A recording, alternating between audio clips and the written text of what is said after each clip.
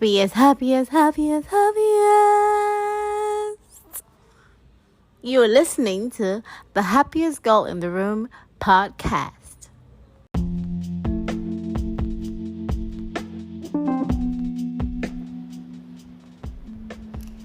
Dearest gentle listeners. Okay, don't mind me. I jumped on the Bridgerton train last weekend. And it was so beautiful to watch a love story that didn't make me roll my eyes from start to finish. Okay, so let me start my own podcast now. Hey. Welcome back to the Happiest Girl in the Room podcast, also known as the Happiest Diaries. I hope you are good and very well. I am too. Thank you for asking. I know you did. Okay, so I know I started off sounding like Lady Whistledown from the Bridgerton series. Well, the whole world has been buzzing about the new season, so I wanted to see what it was about. And we had the public holiday about 2 days, so it was a very long weekend that went into the public holidays. So I spent one of those days trying to unwind to some of the episodes. This is not my first Bridgerton show. I watched the first one because I think my friend recommended that I watch it at that time.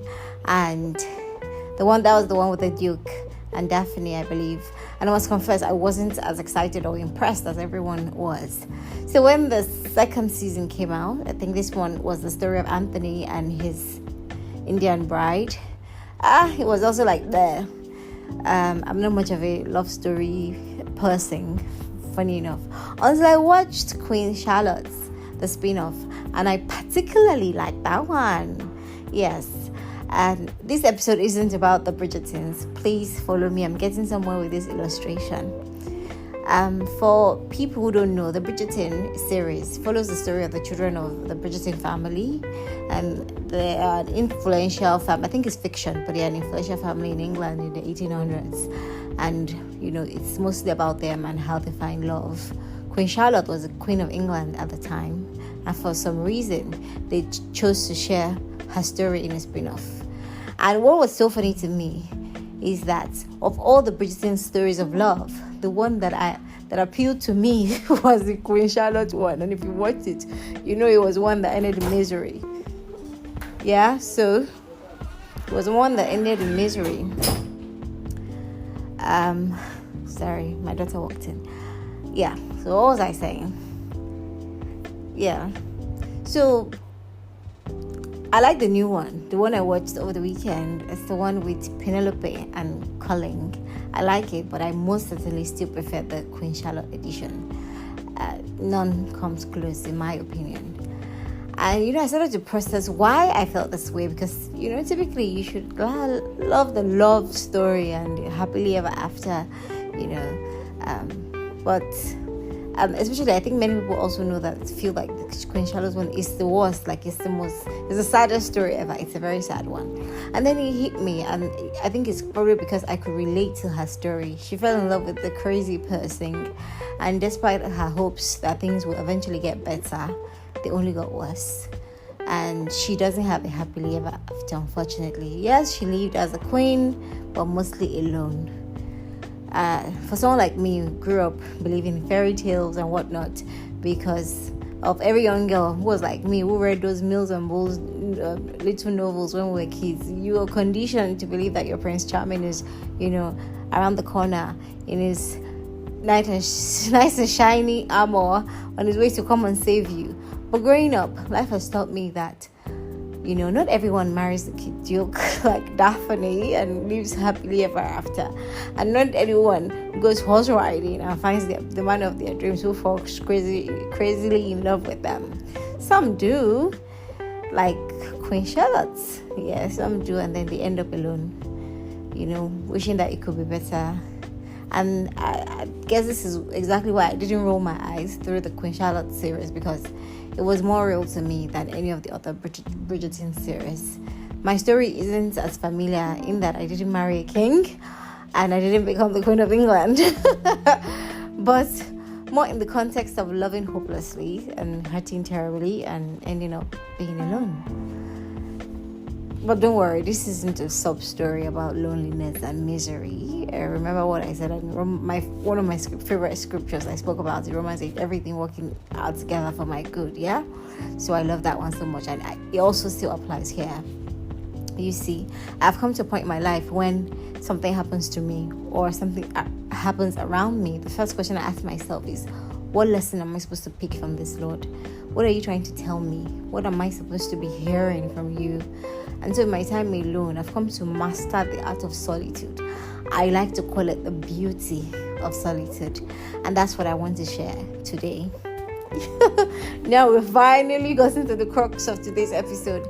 Yes, and I will anchor this episode on the scriptures, 1 John 2:15, which talks about us not loving the world and the things that are in the world. If you go deeper, if you read further and you go deeper in meditation, it will reveal to you the meaning of the scriptures, what it really means. And when it says not loving the world and not, loving the things of the world, you start to understand, what it means. And as you start to grow up, you start to understand what's most important to you, things like your purpose, those meaningful relationships with your family and your loved ones. And then you also start to realize the things that are not important, things like the Bible has qualified as the world.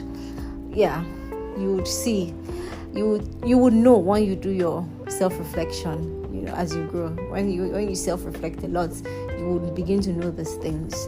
And that's the only way, that's the best way to come to the realization of what is the world and what are the things of the world that you should not be loving or you should not be chasing. Yeah. So in this very connected world, solitude is often perceived as something negative, something undesirable. Social media apps are popping left, right, and center. And now you even find success attributed to the number of social media following you have or the engagements you have online, etc, etc. So of course, solitude would be perceived as something that is undesirable. However, from my experience, I can tell you that solitude can be profound and can be so beautiful if you embrace it with the right perspective.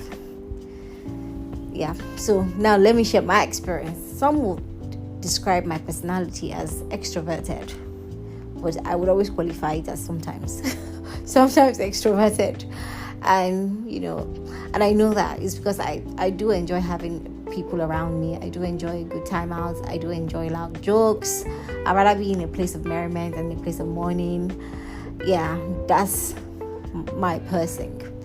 But in my time of grief, and even in the moments that followed, it has taken me through, that part of solitude, and I've come to enjoy solitude now.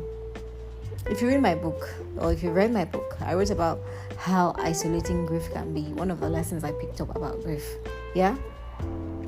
And I try to explain that in the book, and I'll also try to explain it now. What I mean is, when I say grief is isolating, and that's why that solitude, if you're grieving, you would definitely experience it. This is because no one can really get 100% how you're feeling.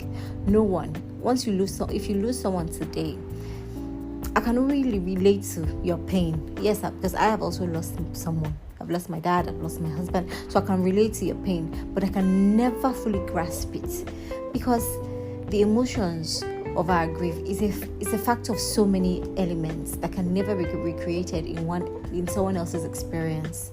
Because grief is a response to the loss of your loved one. So the relationship you had with that person, the emotions that you shared, the experiences you had, it's with that person, and it's only known to you, only to you.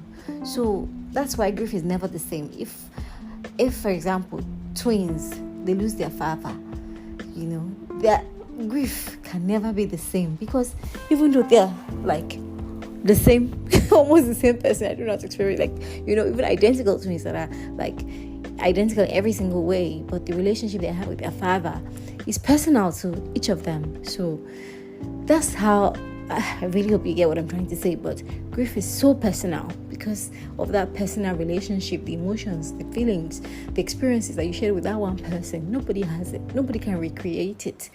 Nobody. So because of that, grief is never the same. Never.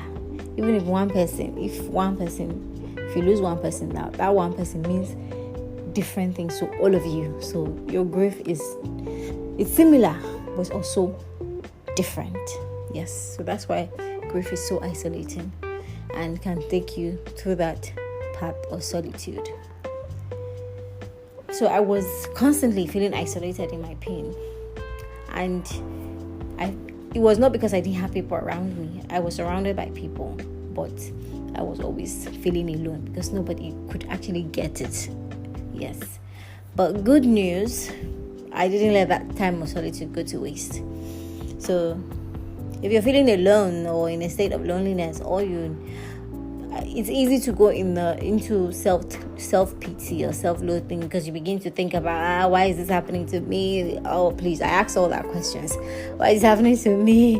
Why me? What did I do wrong? Why? What did I do in my childhood to be experiencing this in my adulthood? I ask all those questions. You get, so it's like being there doing that thing. But it's not to trivialize anyone's pain. No, it's not. It's just to let you know that it's something that I am very familiar with. I've been there and I'm happy to have come out of there. I remember that therapy taught me to use the time of solitude for self-reflection, self-discovery, and hoping that it will lead to growth. And I believe it has led to growth. It has led to growth, rather. Yeah. If you read my book, you remember that I mentioned how my therapist had me do different types of exercises to help me reach a place of acceptance. Yeah. So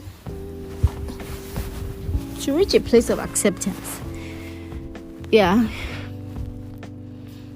it was first of all about accepting that, how do I accept that this wasn't the life that I wanted, but it was the life that I had. It was also to help me rediscover myself, because I needed to come to terms with the person I have become, because it's this person that I've become that's going to live this new life that I have. Yeah, this person who I've lost and loved and lost, she has to find a path in this world. She has to fall in love with herself again. So I have to stop the self-loathing and the self-pity and love the me that now exists. And as painful as it seemed at first, solitude is indeed a beautiful and transformative journey. I'll share with you as much as I can so that you can learn from my experiences and apply if and when you want to. So first thing on the path of solitude is you need to fall absolutely and completely in love with being by yourself. And you cannot love being by yourself if you don't love yourself. If you're self-loathing, if you're self-pitying and, staying in that place of sadness, you can't love yourself. And to love yourself, you have to know yourself. So you have to spend all that time alone as an opportunity to reconnect with yourself on a deeper level, exploring your thoughts, exploring your feelings, your emotions, without any external distractions. For me, this process, apart from even trying to love myself, know myself, it helped me grieve properly. Because I told you that I didn't process my emotions. So this exercise helped me. I had suppressed my pain. But to truly grieve and to heal, I had to explore every thought that came to my mind, every pain, every emotion. I just had to explore it and sit in it and even really know what is this? What am I feeling? And that's how I was able to get through it. I would listen to how I felt and I would stay in it. I would cry myself. I would say I practically cried myself to a place of peace. There was a song that helped me too in that journey. If you want to know the song, it's in my book. I actually wrote the song in my book. Yeah. But it got me to a point that I wasn't running away from my pain anymore. And I could now take solace in my own company. Yeah, so he helped me find peace. It helped me, I became very comfortable with my own thoughts, with my own emotions. I became very self-aware. And I think it also helped me grow emotionally. I would say I'm in a very good place of emotional stability right now. And because of that, I'm foiling the love I have for myself. Now that I know myself, I know what I like. I like to experience that, So it takes me to this place of self-care, self-love. And I'm prioritizing my well-being and trying to nurture that the most inner part of me. So that's what self-discovery does for you and self-love does for you, because that's what it did for me, and that's how I got out of my grief failure. So another thing, okay, so let me tell you before I continue. My daughter walked into my room. If I lock my room now, they'll start hitting the door, even though I told them I wanted to just quickly record something and they shouldn't come. So now I'm like under the duvet because someone gave me one hack that I should copy. I just remembered. I already started and I remembered. So I got under my duvet to do this video. And hopefully, I hope that I do not get distractions anymore, so I can finish. So it doesn't stop my thought process, because I do this majorly unscripted. Okay, so where was I? I think I read about the exercises my journalist, if I say journalist, I talk about journalists that work a lot, sorry. Okay, my therapist asked me to do. Yeah, it's about finding my inner voice, finding myself, that sort of thing. Another thing that, this time alone helped me do is even to appreciate my relationships, the relationships I have with my family and my loved ones. If you read my book, I also mentioned I lost some of my closest friendships at that point of my life when I was grieving, and this is in fact true. Yeah, so it helps me appreciate the importance of the bonds that I have with the ones that are still with me, because they were patient. They loved me in my lowest moments when I was probably not the Ayo that they knew, but they stayed. And I'll forever cherish those moments of togetherness that I share with them, my loved ones, when I was here crying and wailing, or they would just come. I would never forget it. Those memories are stuck in my head. They would just come and sit with me. We're not saying anything, it's just quiet, but they would sit with me, and just the fact that they're there. No words exchanged, but the value of those moments I'll forever cherish. Yeah. And the good thing about this moment, the moment of solitude, is also that I told you that I found solace in my own by myself. Yeah, I was at peace with myself by myself. And it's not like I'm saying I'm an island though, but I've come to a place where man, I can't be myself forever. I'm sorry to say, but that's how emotionally mature, emotionally independent I've become, because I realized that at the point that it was almost as if I was emotionally needy, you get. But the time I've spent in solitude, as I've grown. And the good thing is, people always say, "Oh, Ayo lives in our own world," which is mostly true. I do live in my own world, and that world used to be mostly rainbows and unicorns and butterflies. But I think that the world that I live in my head now is a more balanced one, where there's still rainbows and butterflies and unicorns, but there's still this stillness, this calm, this peace. It's not all ruby-dubby, jumpy. There's also moment of peace, of silence, and I enjoy both. Yeah. So I do cherish my moments alone, but I also still enjoy spending time in communities with people, with friends. So I think I've created that healthy balance between solitude and social interaction, and that's where I think we all need to be. So tell me, will you be embracing your moments of loneliness? Yeah, scratch that. I don't like that word, loneliness. Will you be embracing your moments of solitude? You should, so you can discover the hidden beauty that resides within them. Thank you for listening to this episode. Don't go before I read the next part of my book. You really want to stay back and know what I'm going to... I think you should sort of catch the drift now. I read a part of my book, and that kind of foils what I talk about what to talk about in the next episode. Yeah? Or not? Thank you for listening to the Happiest Girl in the Room podcast. Cheers. Bye-bye.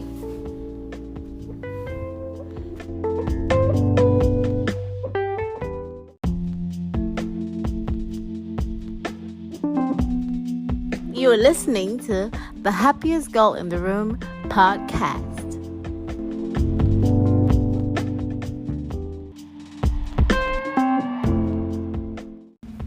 The path of healing is saddled with mud. It's dirty and rough and so very tough. It feels like you're stuck in a hopeless pod. But things get better when you put faith to work. It begins with forgiveness and undeserved kindness, meted to those most undeserving. Tough to do, but just that mindless. Then comes the strength needed for persevering, closely followed by courage and hope. The sword of the spirit for clout to cope. Now the warrior in you emerges. Your dimming sparkle turns into surges, fighting back the fears of your uncanny past. Your light shines brighter and brighter. And like one who's found her source in a dash, from the grip of tragedy, you are released.